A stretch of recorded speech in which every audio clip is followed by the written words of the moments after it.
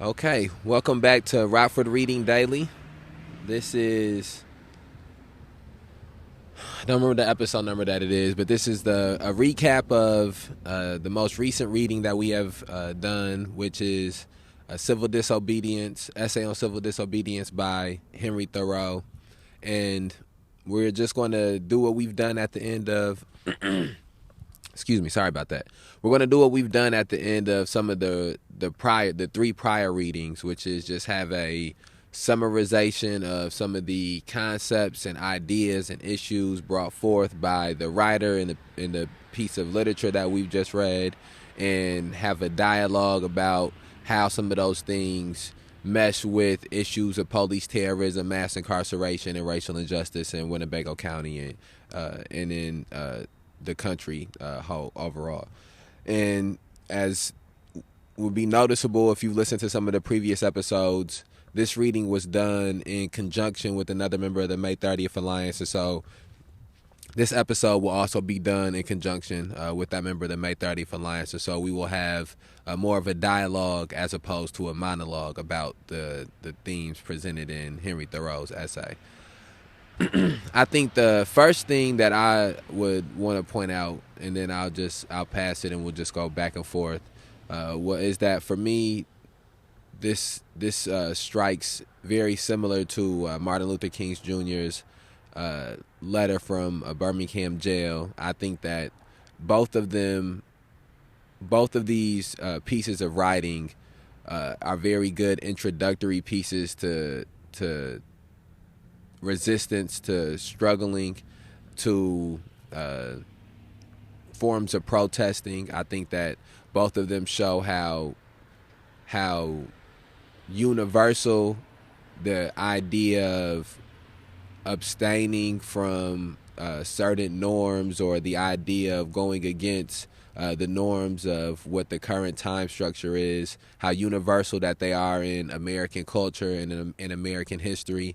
I think a lot of times when people talk about the culture of America, or when people talk about things that are that they would categorized as being American, I think that the struggle that has been constant in America is overlooked a lot. And I do think that part of truly understanding our history is knowing that it hasn't been a history of just everybody lying down to oppression, and everybody submitting to oppression, and everybody foregoing moral values and foregoing their consciousness. That it has been a history of a struggle between people who can forego their conscience, and people who can abstain from trying to do what's morally right, and a set of people throughout history who have chosen to protest what is the norms of the times, or a set of people who have chosen to abstain from opting in to what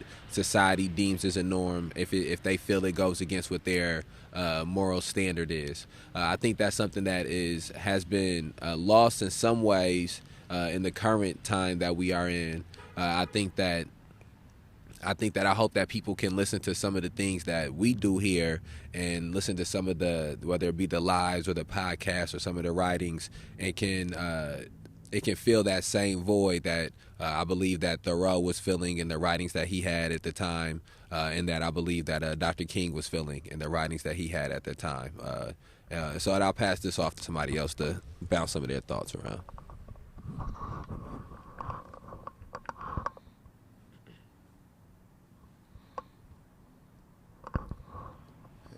It is unjust to cooperate with injustice, and it is just to refuse to cooperate with injustice. And I think that's core to what Thoreau is trying to say, as far in terms of what we allege ourselves to, both in spirit and in practice. Thoreau sees the government that he had dominion over the land he's born into, and he sees it as unjust. He points to the war against Mexico and slavery, and he says that I think it would be to allegiance yourself to that state, you must allegiance yourself to the to what the actions these states take. And I extend that to more recent times with segregation. Dr. King refused. He practiced civil disobedience against segregation and against racial injustice from the state, and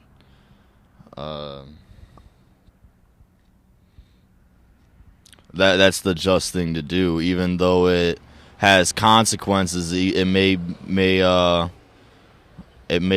mean breaking unjust laws. The just person has to do what's right regardless of the consequences.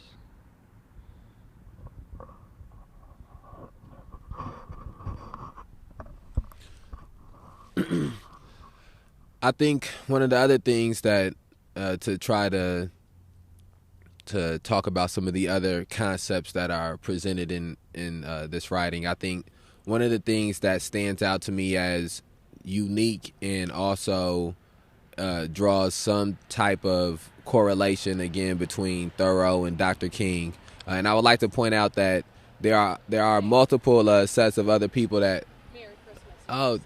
Oh, thank you. I don't smoke, but okay, thank you. I think yeah, he smokes. Yeah, there we go. Yeah. Thank you. Have a good day, Mary. Happy holidays. All right.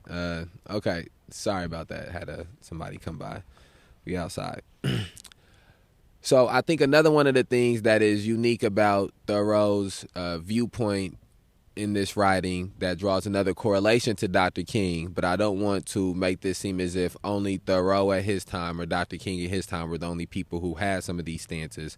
I just think that sometimes it can help to, when you're articulating something. I think Thoreau's writing is very unique to his time, and I think that through the midst of some of that writing, sometimes the concepts can feel convoluted for a listener or a reader in our current times. I think that Dr. King speaks on some of those same concepts and some of those same issues, but he speaks to it unique to his certain time period, and his time period is more cohesive with the time period that we are in now. So that's why I'm drawing the correlation between these two people.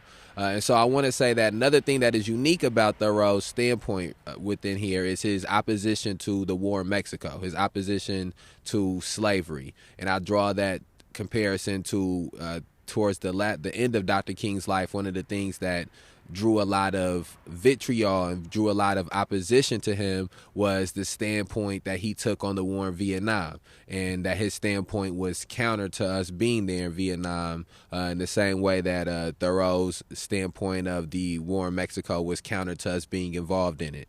The same way that the Thoreau's standpoint on slavery was against it, and at that point in time, the mainstream thought process would be to continue slavery, just like the mainstream thought process would be to continue segregation. And even though slavery has adjusted, and right now you wouldn't find people who would be mainstream in thought who think slavery is something that is just, the same way segregation has changed, and segregation in the way that Dr. King was speaking about it is not something that right now you will find people talking about being just. However, what has stayed constant throughout both of those time periods and even now is the country's and citizens' standpoint on war. And it has been a regularity that when America engages in war, to speak out against America being in that war puts you in the opposition of what the mainstream thought is. I think, even when you think back to the last 20 years that we've been involved in the war that's going on in the Middle East, even though there was people speaking out against it, that was not the mainstream thought process, especially immediately. For the first 5 to 10 years, being in opposition of the war in Afghanistan or the war in Iraq was spoken as if you were treasonous, or speaking as if you hated America if you had those type of thoughts. And so I think that as we've got into the time period we are in now, our humanity has gotten to such where war is something that is less palpable to people in general, especially Americans. And so now it's maybe not as now it's sort of hard to understand the very unique action that it is to come out against war, that against the war that the country is in. But I do think that shows sort of just the opposition to normalized thought patterns that both Dr. King and Thoreau had, and that certain people at all these time periods have had. The truth of the matter is that even though they may have been smaller amounts of people, and it may not have been vocalized to the same extent during every war, there has been some section of the country who has been opposed to us engaging and enacting that war. And I think that through that set of people struggling throughout time and gaining more people to be on that side, and this was something that became huge again during the Vietnam War, we got into a place where the country is not the country is not going to war is something that people are split over. If the country was to go to war tomorrow, it would be a lot more people who are of status and who have platforms and are elevated that would be 50, a certain percentage against it and a certain percentage that are for it. But I just think that, again, one of the things that's very telling of the characteristics of both of these writings is the opposition to things that are normalized and are embedded in sort of the mainstream culture and the mainstream society of the times that they're in. Did you have anything specific you wanted to? The United States arose from colonies and has been an oppressive imperialist power throughout its duration. To allege yourself to the United States of America and express your devotion to this state, you must also be alleging yourself to this colonization and exploitation and general terrorism that the United States perpetrates across the world. And I think that's what leads Thoreau to state that he wishes not to give allegiance to this state that is oppressive, that colonizes, that exploits, that was holding slaves, and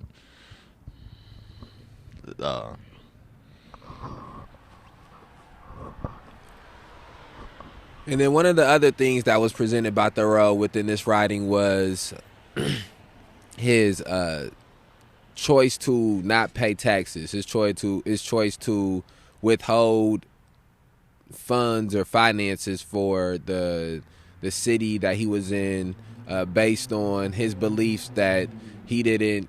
I think one time it was for a church that he didn't attend or something like that, a church that he wasn't a part of, and then after that he went and he said specific things to the. He said he wished he had listed all of the other organizations or something along those terms that he had not chosen to belong to, something like that. And so I think that gets us to a place of speaking about not simply just withholding taxes from the government, but the implications of withholding finances in general from establishments or from businesses that you are not aligned in values with. I think that, again, this draws, and I think that one of the things that's important to point out is that the current climate of protesting and the current climate of demonstration that exists not simply just in America, but specifically while we're speaking in America, has roots within Thoreau's ideologies and philosophies, and has roots within Dr. King's ideologies and philosophies, and they have branched off and evolved and grown and become unique in different areas and different places into this time. But these belief patterns, some of these branches, some of these seeds that were planted by these people, they have fruits that are still bearing today. And so even now you'll see when some protest is going on, or there's some type of organizing or mobilizing of a community going on, one of the first things that is done is a boycott of a certain business or a certain establishment, a withholding of finances from a certain business and a certain establishment based off of what their work patterns are, based off of their political ideologies. And I think that has roots into withholding paying taxes. I think that back in the time when Thoreau was existing and the type of person that the class status that Thoreau was in, it was a privilege that he could have to withhold paying taxes. It was a privilege he could have to be able to abstain and have somebody that would be able to bail him out of jail and pay the tax for him. And I think that that's something that may not be as revolutionary in the moment in time that we are in now, or maybe even as executable in the moment of time that we are in now. But I do think that the mindset behind that, the idea that if money means a certain thing to a certain industry or to a certain business or a certain establishment or even to a certain individual, that you can protest that individuals or businesses or establishments ideology and belief systems and actions by withholding your dollar from them. The idea that Dr. King would say that if you respect my dollar, then you must respect my person.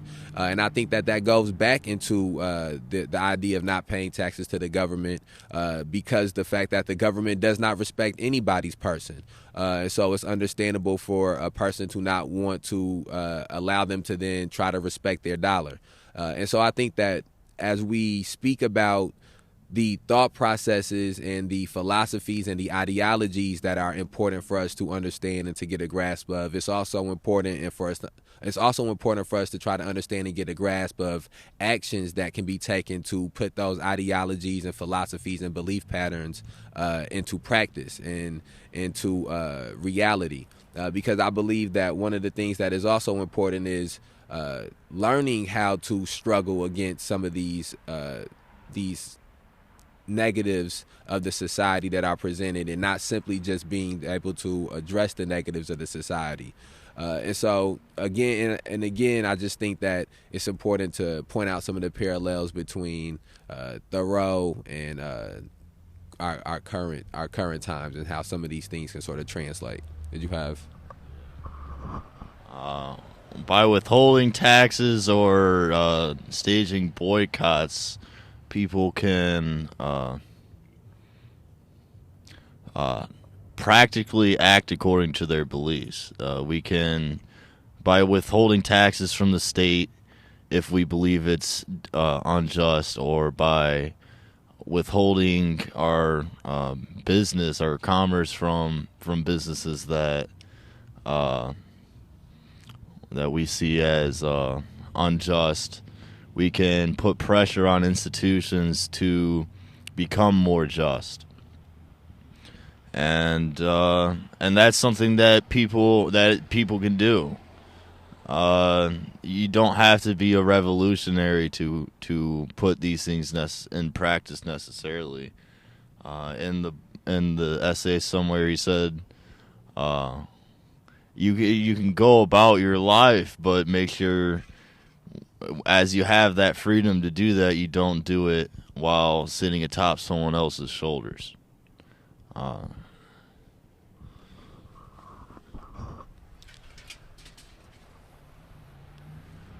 Okay, I think, again, to try to further the conversation into some other talking points that were contained in Thoreau's essay, I think that it's important to have.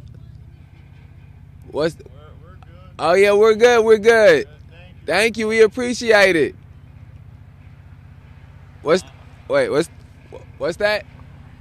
Oh, yeah. Merry Christmas. Have a happy holiday. Happy holidays. Thank you. Have a good night. Happy New Year. People really rope you into saying Merry Christmas back to them. Really rope you into that. And I don't really know how. This is sort of the conversation for a different day. Okay, so to further the talking points and to try to speak on another issue that was raised by Thoreau, he spoke about being jailed for his beliefs and let's change that. He was jailed for his actions.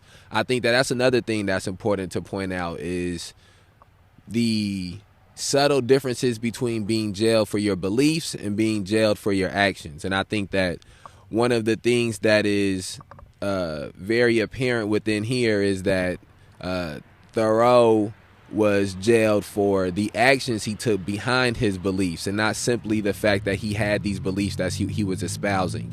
And when we speak about Dr. King was jailed more specifically for his beliefs and less because of the actions that he was taking around those beliefs. Even though the actions that Dr. King was taking was more drastic, the belief system that he had was 10 times more revolutionary or more extreme than the belief system of Thoreau because of the fact of he was coming from a subjugated class and espousing this view system. And so I just think that that's something to try to harp on or to hearken on or to think about and meditate on is the differences in the political imprisonment, being imprisoned for your actions and being imprisoned for your beliefs, and which set of people end up being in those groups.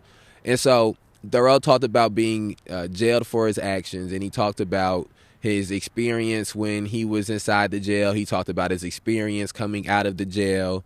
I think that he didn't really have as deep of a dive in being inside the jail itself, maybe as I would have liked. And I don't know if maybe he has other writings where he's more specific on that. But I think that one of the things that's always interesting to me is to the perspective of specifically the political prisoner who is inside of the jail, and what are some of the thoughts and some of the experiences that they and some of the ways that they're changed or transformed by being jailed for their political beliefs or their political actions. I think that for one of the things that I felt as a person who I believe has been arrested more for their political beliefs than the actions that they've taken around their beliefs, one of the things that I've experienced is a reassurance inside of being in these jails, inside of being arrested. There's also been a anxiousness that has come along with just the concept and the trauma that comes with it. But removing the anxiety and the trauma part of it, the first thing that I would think of is a reassurance, is a reminder or a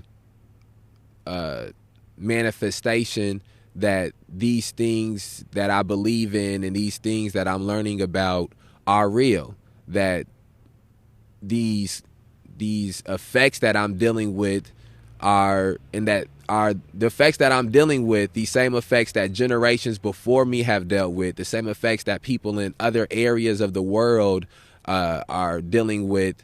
These effects that I'm going through, that they have also went through, is a reminder that the causes that they're pointing out, the causes that they are trying to bring awareness to, are present here as well. If they weren't present, then I wouldn't be dealing with the same effects that these people are dealing with. And so when I hear Thoreau being jailed, when I hear about Dr. King being jailed, when I hear about people in Ferguson, people in Minneapolis being jailed, and then when I experience being jailed myself, I do not feel this a failure. I do not feel as if I failed. I do not feel as if I've made some type of a mistake. I feel a reassurance that this is part of what comes in this process. And I think that it's important to read people with these strong belief systems and with these strong ideologies about our societies deal with the effects of those things and still be on the other side, still maintaining those philosophies and ideologies, still having that belief system to give reassurance for people when they do get arrested or when they are sitting inside of a jail, to know that even though you may be literally alone in this, or physically alone in this moment in which you are in jail, and you may be physically alone in the moment in which you deal with a trial, or you deal with the sentencing, or you deal with any form of repression, you are in truth a part of a collective of people, are part of a specific kind of people who throughout, since the beginning of time, have struggled against the negative parts of society and have dealt with what comes with struggling against those negative parts of society. And I think I'll end it before I pass it on by stating out this, why it's important to understand and to view somebody go through the negative portions of having some of these belief systems, is that you get to, when you read the issues that Thoreau was speaking about in his time period, and you look at the time period we're in now, you see that those issues have been addressed and absolved in some type of a manner. Those specific things are not still existing right now. And it doesn't mean that everything has been solved and everything is perfect, but it means that that specific issue, that specific thing that needed to be dealt with has been dealt with in some uniqueness of a way. Slavery specifically is a thing that he was talking about, and it no longer exists, the chattel slavery that existed. Dr. King spoke about the specific Jim Crow segregation that existed, and that no longer exists right now in this time period. And so when we see people dealing with what Thoreau dealt with, dealing with what Dr. King dealt with, for issues of police terrorism, mass incarceration, and racial injustice, I think that it's important to understand that at some point another generation will be reading or listening and dissecting the things that we are espousing right now. And our hopes is, if we struggle steadfastly enough, they will be talking about how some of these things do not exist in the same way that they existed when we were going through the things that we're going through.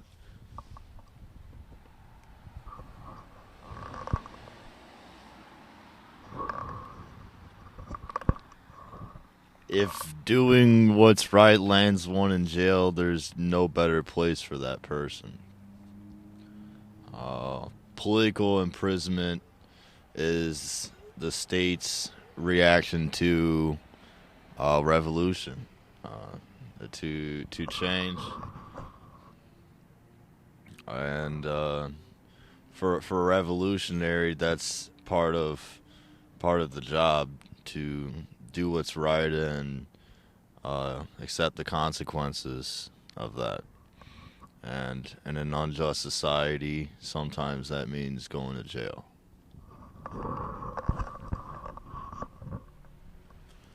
All right, and we're getting close to the 30-minute mark here, so we'll get ready and wrap this up.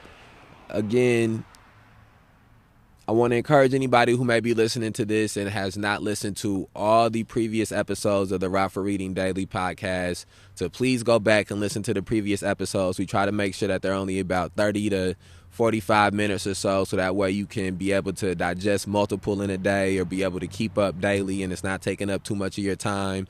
And it just builds up the exercise. It builds up the muscle memory of being more aware and being more conscious of some of the things that are existing in our society when it comes to police terrorism, mass incarceration, and racial injustice. So please go back and listen to the previous episodes. The first thing that we read was Have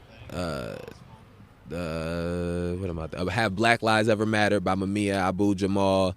The second book that we read was Race Matters by Cornel West. The third book that we read was Citizens, Cops, and Power by Steve Herbert. And then we just are now concluding reading on Civil Disobedience essay by Henry Thoreau. The next book that we will begin reading with the first episode starting tomorrow will be Women, Race, and Class by Angela Y. Davis.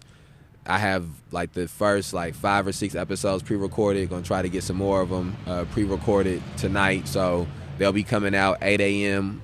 sharp for the next couple of weeks. And then I'm not sure what we'll be reading after that, but it'll be something else after that as well. And just, again, we want to put together basically a curriculum. We putting together basically a puzzle, a big picture of the issues of police terrorism, mass incarceration, and racial injustice.